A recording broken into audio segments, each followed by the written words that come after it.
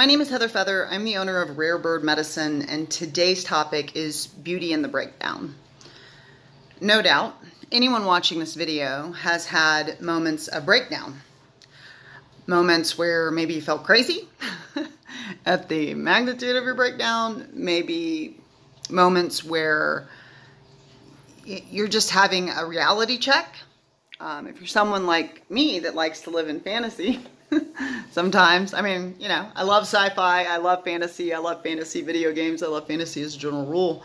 But if you tend to be very imaginative, if you tend to be creative, and it's easy for you to go into imaginative realms, or if you know, have been sold a bunch of fairy tales, you might easily launch towards like, oh, what a delightful, and everything was happily ever after. And we know that's not this realm. That's not what's going on down here. It's not that you don't have the propensity or the capacity to create any level of graceful experience. It's just that many beautiful moments come on the heels of a darkened hour, of a breakdown hour. That breakdown ultimately leading to a breakthrough, leading to a greater grace, leading to a greater offering. And I can say, when you're in the breakdown, doesn't feel like that's around the bend. I've been deeply sad this week. I spent an entire day on the couch, not responding to anyone, you know, not really eating, just Debbie Downer. And I was sad, and I was really sad. And so, okay. So I allowed myself and created space for me to be in the breakdown. I allowed myself to be sober, be aware, be alert in my sadness and in my pain. And this is one of the challenges of a two-legged, is that when breakdown occurs, there are many, many, many, many ways for a two-legged to avoid emotions, avoid connecting to what they feel. Now, there are several evolved entities that I study, evolved consciousness that I study, galactic consciousness, that would state that fundamentally what we're doing as humans is we're here to feel.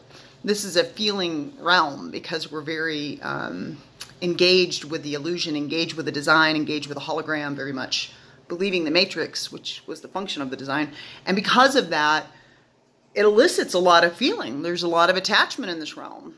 And so we can feel so intensely. The good Lord knows I do. I mean, it's a feeler. And I feel richly, deeply. I always have. You know, it's part of my matrix. What I would say is that sometimes that can create a sense of overwhelm. So we might turn to drugs, we might turn to alcohol, we might turn to cigarettes, we might turn to over-socialization or social media or television interaction, just anything, consuming products and shopping, sugar, food. There are a long list of things that, and I think it's important as two-leggeds that we understand not to judge. Don't judge the heroin addict while you're being a sugar coffee addict. There's really no superior, you know, like I'm only addicted to coffee and I work out all the time and I'm not a heroin addict. It's like, okay, people, then maybe you're blessed with less trauma. So let's not judge people that use a more extreme way to avoid emotions because they've been in the grip of a stronger trauma than you. Let's have compassion for how two-leggeds get pinned. But I recognize in myself, like, I'll want to run, you know, the past few days I've been wanting to drink. I'm just like, you know, I want to be checked out. I want to be not present. Well, the unfortunate thing about making that decision when you're having a breakdown hour, when you're having an emotional hour, is that you don't move through. What you do is you carry the storyline with you, and like a ball and chain, and just drag it into each day because you're not addressing this thing that is a reality, that is a part of something that you came to learn, expand, and grow from. And if you avoid it, then you just get to drag it around and also repeat the lesson until you really kind of dive into that understanding. Now, I appreciate how much, as somebody who's had a tremendous overwhelming amount of traumatic experiences, I can appreciate sometimes my healthiest moment, so that I don't go very deeply dark, or, you know, I don't really dip into suicidal ideation anymore. But when I did, sometimes it was healthier, I would say, for me to have drinks, you know, and stay on the planet that night or whatever. However, we can become really addicted to always running to these sources of avoidance for the shadow feelings, for the shadow hour, for the darkened hour, for the darkened thoughts, for the way the darkened thoughts feel. Now, there's great potency and profundity in being positive and being grateful and holding a high frequency vibration. There are many studies being done regarding consciousness, like IONS, the Institute of Noetic Sciences, and Joe Dispenza is very involved in a lot of research and cognitive research and neural network research about how what we choose to focus on and think, how that affects our feelings. And so that's all very true. And I would say, many of you have heard the statement, the only way out is through. The only way out is through. And I used to think that's irritating because, because life is moving me forward. So how can I not go through? There's, you know, but that's just it. It's like there is this tunnel called, I'm having a darkened experience. I'm having anxious, worrisome thoughts. I feel afraid, or I feel scared, or I'm feeling loss. I'm feeling tremendous loss at the death of someone, or the rupture of a relationship, or whatever that is. And we can avoid that tunnel of processing that experience, processing all the thoughts involved with it, processing all the feelings that go along with it. And we can kind of circumvent our own growth by just walking around the tunnel, and then the tunnel appears again, because another lesson will pop up, same as a previous. Life will keep giving you the opportunity to face the light at the end of that tunnel and to experience the growth edge of that opportunity called breakdown, of that opportunity called darkness, of that opportunity called hard times. So I think we have a tendency to do that, just kind of like keep avoiding the tunnel and then dragging this old ball and chain of pain around with us into our next day and our next day and our next day. And then we're like, why is life so hard?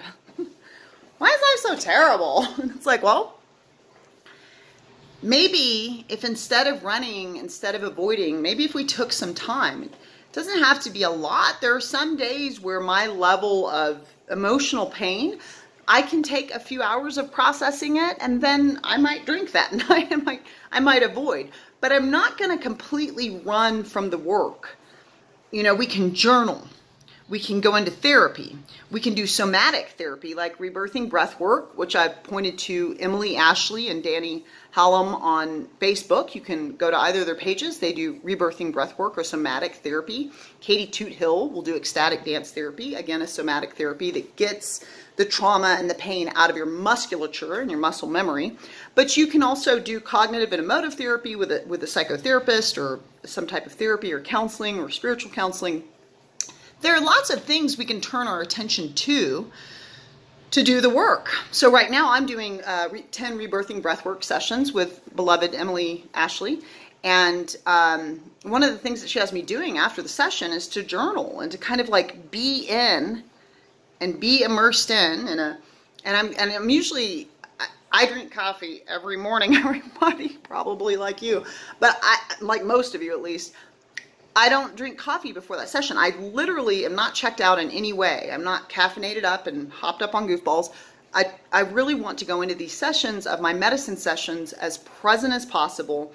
And it stirs a lot of emotion. I can move from deep sorrow from all the unprocessed grief that gets to come out, and laughter from all the times I've had to quell the loudness of my humor. It's so cathartic. It's so cathartic. And humans require catharsis. And the strange thing about it is we do take our problems and we will talk to people about them and complain. And like, oh, I'm having, maybe not even complain, just discuss. I'm definitely doing that, telling my friends, like, I'm having a hard time right now. And so I think that what can happen is we just kind of cognize the issue. We go cognitive. We go left hemisphere of the brain, and we go, let me process and analyze the data. They said this, and I said this, and I should have said this, and if they didn't say this, it's all left hemisphere cognitive functioning. Well, the challenge with that is whoever this person is that you're having this argument with and they're not present, you're not changing the conversation that happened. You're not changing the past. Like, whatever the past is the past. And that lesson that it's offering you that causes you to feel like you're in breakdown is what happened. And so there's a point at which, instead of rehashing what has occurred, the way we move through to the light at the end of that tunnel is to feel the feelings involved with it. This hurts. This sucks. This is so sad and painful. And there's a huge part of me did not want to make a video today. Just doesn't want to make videos right now. I just don't want to do anything. And I'm allowing myself some room to be sad, to be how I feel. And I'm also continuously turning my attention to, like, you know, I'm exercising 7 days a week. I haven't done that in the past 4 or 5 days, but I've stepped back into that commitment. I've done it a little bit, but I stepped back in. Yesterday and today I did my exercises, even though I would rather lay face down on the floor. Full body, just, you know, it just feels like life feels like a breakdown right now. It feels like something in my consciousness started to align and then unaligned, and then I want to psychoanalyze that. Like, why am I like almost manifesting things? What am I doing here? I'm a magician. And rather than analyze it, what is more profound and more powerful is to feel it. I feel sad. I feel disappointed in myself in some ways. You know, it's like, there's several things that have occurred for me in the past several months that I would like to be different, but there's no way they could have, because I'm in my own evolution and growth, which is causing and eliciting new responses for me that I don't even understand. And so the medicine to this breakdown, the medicine to this darkened hour, the medicine to your shadow, the medicine to the thing you're running from. Fear is false evidence appearing real, and we're afraid of something, and we're running from something because we don't want to sit with the emotions, so we're going to go to the bar with a friend, and we're going to go do anything to distract ourselves, you know, and trust, Heather does lots of them. I'm wanting to point to that for all of us and be an example, is the medicine is to stop running, because if you're running from fear, then that means you're spending your life having something chase you, and it's just always chasing you. So if you stop, that is the passing through. If you stop and allow the fear, the false evidence appearing real, the sorrow, the sense of loss, even though energy cannot be created nor destroyed and everything's eternally unified, if you allow all of that to move through and you go through the experience, there is another side to it called, I'm no longer being chased by this story. I'm no longer being chased by this false evidence appearing real. I'm no longer being chased. I've noticed in how much my mind just wants to rehash conversations. Like, I'm just being so left hemisphere cognitive. And really what's happening is I'm sad.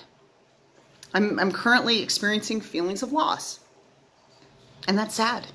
And it triggers all of my other experiences of loss. You know, 50 dead bodies, plenty of relationships that needed to end because get away from me. If you're going to act crazy and not in the fun way, get away from me. Heather's learned boundaries. Congratulations, universe. So today, can you allow yourself to be in breakdown without running, without avoiding, to just feel it? It's been unpleasant for me to sit in these feelings each day. And I also do see the movement. Each day gets a little brighter and a little brighter. And it may be slow, but I'm on the road. We have an amazing class starting on Monday on shamanism and shamanic practices in the modern age, including what I'm talking about right now, which is embracing shadow, embracing the breakdown, so that we no longer have to run through our life. We can find that we are the destination that we seek. Go to rarebirdmedicine.com, click on the classes link. You can always subscribe to Rare Bird Medicine on YouTube. Blessed be.